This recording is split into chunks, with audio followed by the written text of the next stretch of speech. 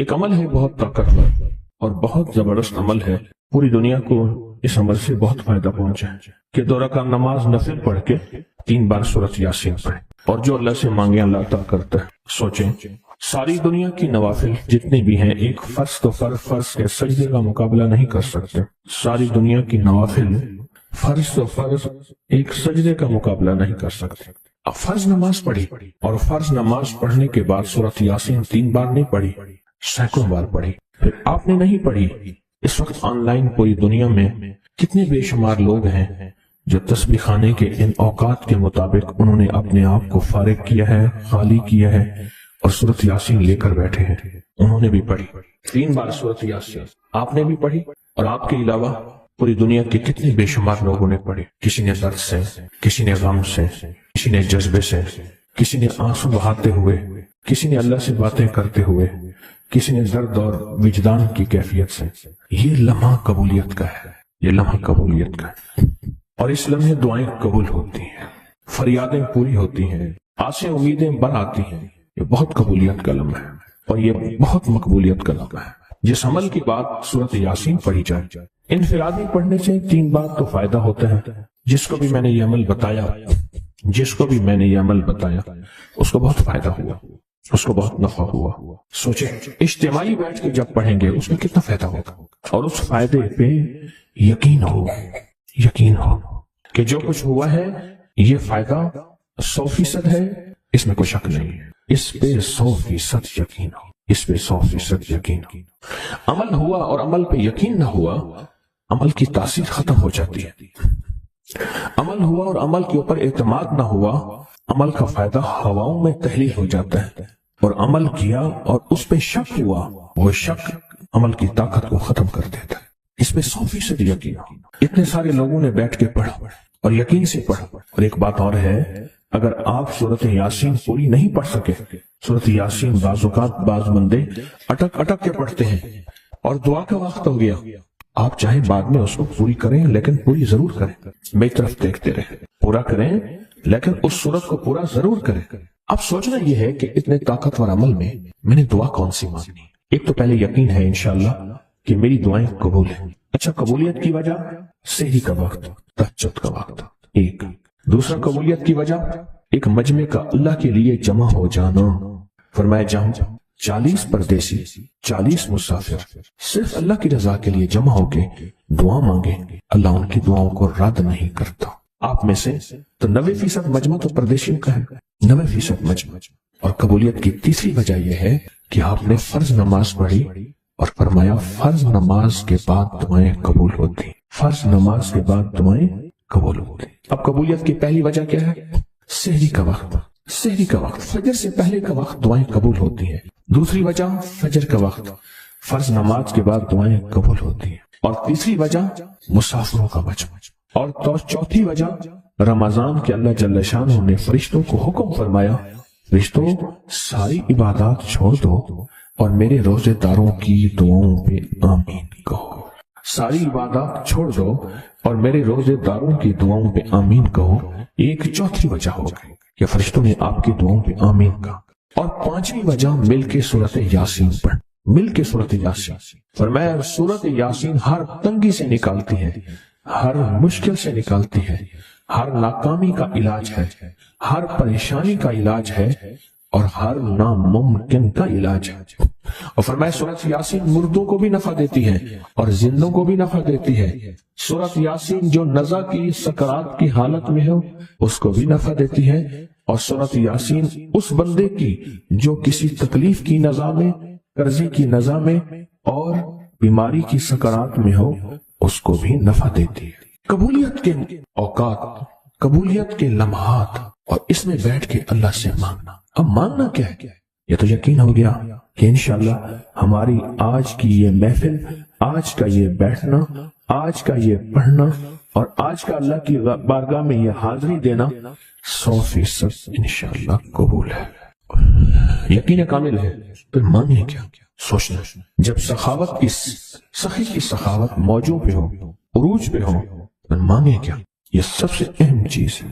تو وہ چیز مانگیں جو اللہ کے خزانے میں سب سے قیمتی ہے، وہ ہے ایمان، سب سے قیمتی۔ اور وہ سب کو نہیں دیتا۔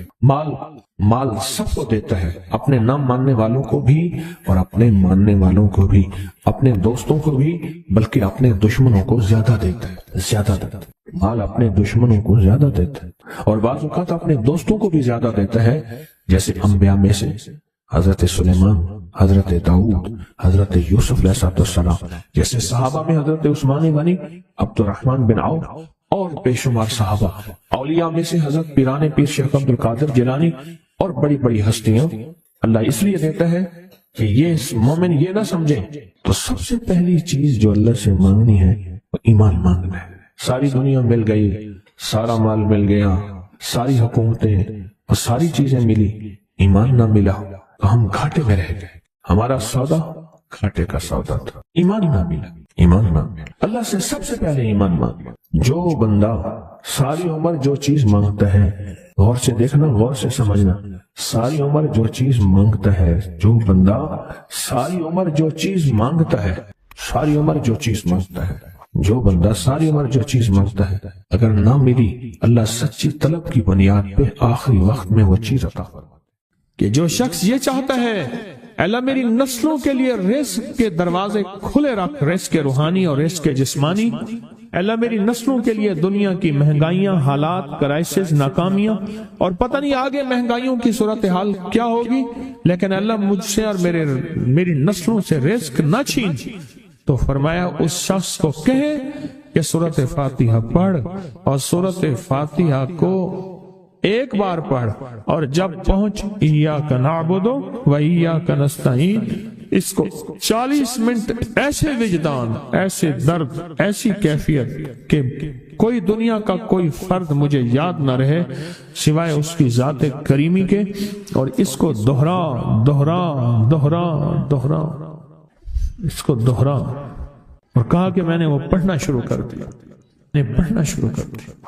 شیخ حامد کوفی کہتے ہیں کہ کوفہ میں ہمارے ہاں ایک رئیس تھا اور لوگ اس کے در سے کھاتے تھے اور لوگ اس کے در سے بہت لیتے تھے اور بہت سخاوت چلتی تھی، اور سنا تھا کہ اس کے والد بھی ایسے رئیس تھے، اور سنا تھا اس کے دادا بھی ایسے رئیس تھے، اور یہ بات سنی تھی کہ اس کے دادا نے کوئی عمل کیا تھا، اور ایسا نہیں، دادا کے بڑوں نے کوئی ایسا عمل کیا تھا جس میں اللہ سے نسلوں کے لیے رزق اور رزق کے خزانے منوائے تھے۔ کتنے لوگ ایسے ہیں، مال دولت چیزیں، ایسے حالات اور گردش میں آئے کہ ناموری سے گمنامی میں چلے گئے۔ مجھے یاد ہے کہ میں ٹاؤن شپ میں ایک بندے سے ملا، یہ بات ہے آج سے کچھ 27-28 سال پہلے کم و بیش، ایسے چھوٹا سا کمرہ تھا اور مختصر سی 2-3 کرسیاں، ایک ٹوٹی سی میز، اور کہا کہ میں لاہور میں میرا سکہ چلتا تھا، میرا نام یہ ہے، نام مناسب نہیں، رازداری زندگی کا پہلا حصہ ہے، اور میرا نام یہ ہے، اور میرا اپنا ذاتی جہاز تھا، اور یہ مال تھا اور یہ چیز تھا، اور آج میرا حال یہ ہے کہ اگر میں دوائی لوں گا تو یہ بندہ پیسے دے گا جو ساتھ کھڑا تھا، میرے پاس دوا کے پیسے نہیں ہیں۔ مجھ سے ایک ہمارے مخلص ہیں، وہ کہنے لگے کہ میرے والد جن کے پاس جاب کرتے تھے ان کا بہت بڑا کاروبار تھا، انہوں نے اس دور میں 14,000 کی گاڑی لی تھی نئی، اور پھر 16,000 کی گاڑی لی، نئی گاڑی، کتنے کی؟ 16,000 کی گاڑی لی، 100 کا نوٹ بانٹتے تھے، صبح سے شام تک، شام سے صبح تک لوگ لین لگا کے لیتے تھے، اور جس دور میں 250 روپے کے 5 مرلے جگہ ملتی تھی، 250 فٹ جگہ ملتی تھی، نہ 125 فٹ، 125 جگہ ملتی، 5 مرلے 250 روپے کی، اور وہ بیچتے تھے۔ اور پھر ایک وقت ایسا آیا ہر چیز ختم ہو گئی۔ میرے پاس ایک ڈرائیور تھا، وہ کہنے لگا کہ میرے مالک ہیں جن کے پاس پہلے میں کام کرتا تھا، ان کے حالات آ گئے تو میں نے آپ کے پاس آپ کے ڈرائیوری کی، اگر رمضان میں کوئی بچا ہوا لنگر ہو تو انہیں بلا لوں، آپ دے دیں گے؟ تو ہم رمضان میں مجمع آتا تو کوشش کی جاتی ہے کہ ان کو کھانا تازہ کھلایا جائے، تو میں نے کہا ٹھیک ہے، کہا کہ کچھ پیسے بھی ہو جائیں۔ کون ہے؟ کہا کہ فلاں لاہور کا، نہیں جانتے آپ؟ ہاں جانتا ہوں، اتنی بڑی سوسائٹی ہے بڑی مالداروں کی۔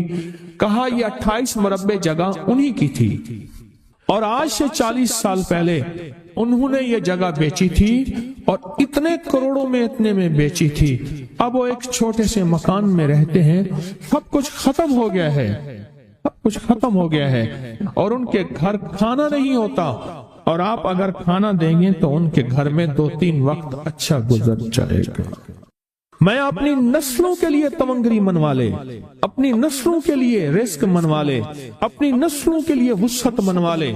تو کہے کہ مال بہت ہے اور نسلوں کے کام آئے گا، مال رکھنا جائز ہے، حلال جائز ہے، لیکن یہ شرط نہیں ہے کہ وہ رہے گا یا نہیں رہے گا۔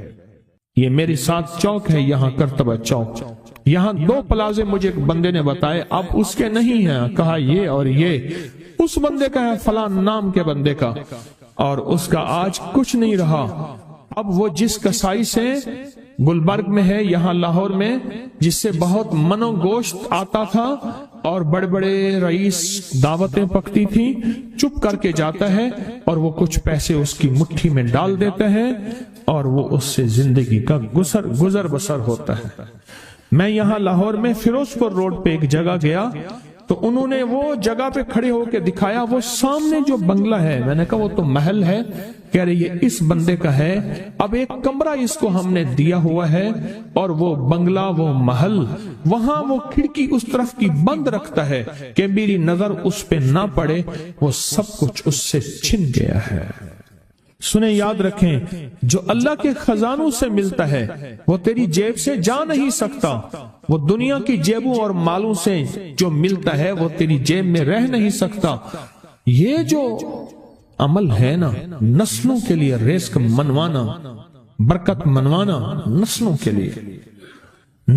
لیے رزق منوانا، نسلوں کے لیے برکت منوانا، یہ جو عمل ہے، بس اب میں نے آپ کو عرض کیا نا کہ آپ پوچھیں کتنا دن کریں گے، میں نے کہا دل خود بولے گا، من خود بولے گا، اندر خود بولے گا۔ میں نے آپ کو کچھ واقعات سنائے ہیں، بڑی بڑی ہستیوں کے واقعات، بڑی بڑی ہستیوں کے واقعات۔ یہ اس میں سعودی عرب مکہ مکرمہ میں ایک جگہ ہے، اس کا نام خالدیہ ہے، سوسائٹی۔ میں وہاں ایک عرب سے ملا، شیخ ابو ترکی اسے کہتے تھے، تو اردو عربی تو مجھے آتی نہیں، بس تھوڑی بہت ایسے شدھ بدھ ہے، تو وہ تھوڑی ہی دیر میں کہتے تھے، ایسے اٹھتے تھے نا، کہتے تھے اللہم ایاک نعبد و ایاک نستعین۔ میری ان سے چند ملاقاتیں ہیں، بوڑھے تھے، بابے تھے، کہ ان کے بڑے آئے تھے، اصل میں خلافت عثمانیہ تھی تو ان کے بڑے ترکیہ سے آئے تھے، تو پھر مکے میں رہتے تو وہیں کے ہو گئے۔ ان کا جو خادم تھا وہ اردو بولنے والا تھا اور انڈیا کا تھا، اس سے میرا تعلق تھا۔ تو میں نے اس سے پوچھا، میں نے کہا تیرا جو ہے یہ بابا یہ کیوں پڑھتا ہے؟ یہ پتہ نہیں، میں سے پوچھ کیوں پڑھتا ہے؟ اس نے کہا جلالی بابا ہے تو کہے گا مجھ سے۔ میں نے کہا میرا کہے؟ اچھا، وہ میرے اشارے دیکھ رہا تھا، تو اس نے عربی سے پوچھا کیا کہتا ہے؟ اس نے ڈرتے ڈرتے کہا کہ جی آپ یہ کیوں پڑھتے ہیں؟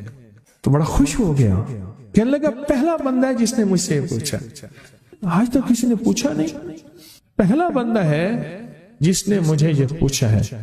کہا جب ہم چھوٹے تھے ہمارے پاس بہت غربت تھی اور تنگ دستی تھی، تو میرے والد ہمیں بٹھا لیتے تھے اور ہم سورۃ فاتحہ پڑھتے تھے، اور جب پہنچتے تھے نا ایاک نعبد و ایاک نستعین پر، تو پھر اس کو میرے والد کہتے تھے دہراؤ، بہت زیادہ پڑھو، بہت زیادہ پڑھو، بہت زیادہ پڑھو، بہت زیادہ پڑھو۔ کام پڑھتے تھے، بہت زیادہ پڑھتے تھے، بہت زیادہ پڑھتے تھے۔ اور کہا میرے والد پھر دعا کرتاتے تھے اور ہم آمین کہتے تھے، اور میرے والد کہتے تھے چلو مبارک ہو، ہمیں جو ہے اللہ پاک وہ فلاں فلاں چیزیں، وہ حلاوے، وہ چیزیں کھلائیں گے. کہہ رہے ابے کو دیکھتے تھے، ابا جی ہمارے پاس تو پیٹ بھر کے روٹی نہیں ہے. آپ کہتے ہیں اللہ وہ کھلائے گا، وہ کھلائے گا، اور ابا ایسے خوش ہو جاتا تھا. کیوں؟ ابے کو یقین تھا کہ سورۃ فاتحہ اس کریم نے قبول کر لی اور میرا کام ہو گیا. وَمَن يَتَوَکَّلْ عَلَى اللَّهِ. ہاں میرے بندے، میری ذات پہ بھروسہ کر کے دیکھ، میرے قریب آ کے دیکھ، مجھ سے دوستی لگا کے دیکھ تو صحیح، میں کر کے دکھاؤں. اللہ نے ساری دنیا کے بیٹے، رزق، نعمتیں، نسلوں کی سعادتیں ان دو مبارک بولوں میں رکھے ہیں. اس عمل سے مشکلات ٹلتی ہیں، مرادیں ملتی ہیں. صرف دو لفظ ہیں بس. اللہ نے انجیر کی قسم اٹھائی ہے، والتین، قسم ہے مجھے انجیر کی. انسان نہ اپنی زندگی کی ابتدا میں انتہا ہو جائے تو شاید پھر قسم اٹھائے. اللہ نے قسم اٹھائی ہے، مجھے قسم ہے انجیر کی، مجھے قسم ہے زیتون کی. قسم اٹھائی. فقہا، محدثین، صالحین، اولیاء جن پہ اللہ نے اپنے روحانی علوم کھولے ہیں، وہ فرماتے ہیں یہ وہ عمل ہے جس عمل کی برکت سے، یہ وہ آیت ہے جس آیت کی برکت سے اللہ بیٹے دیتا ہے، نعمتیں دیتا ہے، رزق دیتا ہے. اور یہ وہ عمل ہے، میں عمل ابھی کرواؤں گا، یہ وہ عمل ہے جس عمل کے کرنے سے کبھی ہاتھ خالی نہیں ہوتے، کبھی جھولیاں خالی نہیں ہوتی. بس جھولیاں خالی سے مراد اولادیں، رزق، دولتیں، نعمتیں. ہاتھ خالی ہونے سے مراد کبھی یہ ہاتھ منگتا نہیں رہے گا، سدا اس کی جھولیاں بھی بھرے رہیں گے، ہاتھ بھی بھرے رہیں گے، رزق بھی بھرا رہے گا. یہ بہت بڑا طاقتور عمل ہے. صدیوں پہلے میرے پاس اس کی ایک تاریخ ہے. ایک درویش یہ عمل کرواتے تھے اور لوگ دور دور سے ان کے پاس جاتے تھے. فلاں چاند کی تاریخ میں ایک درویش نے والتین والزیتون کا عمل کروانا ہے. دنیا دور دور سے جاتی تھی اور اس عمل میں شامل ہوتی تھی، اور جو عمل میں شامل ہوتا تھا وہ اپنی وصیتوں میں لکھتا تھا یا وصیتیں کرتا تھا یا جاتے ہوئے کہتا تھا بیٹا کبھی پریشان نہ ہونا، میں فلاں درویش کے ہاں والتین والزیتون کا عمل کر کے آیا ہوں. اللہ تمہیں پالتا بھی رہے گا، دیتا بھی رہے گا، رزق بھی، نعمتیں بھی، بیٹے بھی. وہ وصیتیں کرتا تھا باقاعدہ. اتنا طاقتور یہ عمل ہے. اور یہ دو خزانے ہیں، اس کی مٹھیاں کبھی خالی نہیں رہتی، اس کے ہاتھ کبھی خالی نہیں رہتے. پرسکون ہو کر اپنی دونوں ہاتھوں کی مٹھیاں بند کر کے گود میں سامنے رکھیں گے. مٹھیوں کا رخ آسمان کی طرف ہوگا، آسمان کی طرف رکھیں گے. انگلیوں کا رخ، مٹھیاں بند ہوں گی اور آسمان کی طرف ہوگا. جیسے دعا کے دونوں ہاتھ آسمان کی طرف ہوتے ہیں کھلے، اس طرح دعا کے یہ بند ہاتھ آسمان کی طرف ہوگا. میں نے آپ کے ساتھ پڑھنا ہے، آپ نے میرے ساتھ پڑھنا ہے. والتین والزیتون، پھر انگوٹھا کھول دینا ہے، پھر پڑھنا ہے، پھر دوسری انگلی کھول دینی ہے، پھر پڑھنا ہے، پھر تیسری انگلی کھول دینی ہے، پھر پڑھنا ہے، پھر چوتھی انگلی کھول دینی ہے، پھر پڑھنا ہے، پھر پانچویں انگلی کھول دینی ہے، پھر پڑھنا ہے چھٹی انگلی، ساتویں، آٹھویں، نویں اور دسویں. اب مٹھیاں بند کریں اور یہ عمل ہر حالت میں کر سکتے ہیں. مٹھیاں بند کریں اور میرے ساتھ پڑھتے رہیں. والتین والزیتون، والتین والزیتون، والتین والزیتون، والتین والزیتون، والتین والزیتون، والتین والزیتون، والتین والزیتون، والتین والزیتون، والتین والزیتون. دائیں ہاتھ کا انگوٹھا کھول دیں. اب پھر پڑھیں والتین والزیتون، والتین والزیتون، والتین والزیتون، والتین والزیتون، والتین والزیتون، والزیتون. انگلی کھول دیں شہادت کی. پھر پڑھیں والتین والزیتون، والتین والزیتون، والزیتون، والتین والزیتون، والتین والزیتون، والتین والزیتون. تیسری انگلی کھول دیں. پڑھیں پھر والتین والزیتون، والتین والزیتون، والتین والزیتون. 10वीं उंगली खोल दो। अब दोनों हाथों को दुआ के लिए उठाएं जैसे दुआ करते हैं और जरा ऊंचा ले जाएं। हदीस में साबित है मेरे आका ने बाज दुआएं ऐसे मांगी हैं कि बगल की सफेदियां नजर आई हैं, बगल की सफेदियां नजर आई हैं। ऊपर ले जाकर सर से भी ऊपर हाथ ले जाकर सर झुकाकर पढ़ें वत्तीन वज़्ज़ैतून, वत्तीन गिड़गिड़ा के पढ़ें वज़्ज़ैतून, वत्तीन वज़्ज़ैतून, वत्तीन वज़्ज़ैतून, वत्तीन वज़्ज़ैतून, वत्तीन वज़्ज़ैतून। विजदान से पढ़ें वत्तीन वज़्ज़ैतून, वत्तीन वज़्ज़ैतून, वत्तीन वज़्ज़ैतून, वत्तीन वज़्ज़ैतून। अब इन हथेलियों में दोनों हाथों में फूंक मारें अपनी हाथ। अब इसको पूरे बदन पे फेरें। अपनी नस्लों का तस्वर करें, अपने घर वालों का तस्वर करें, सारी उम्मत का तस्वर करें, पूरे बदन पर इसको। अल्लाह अकबर।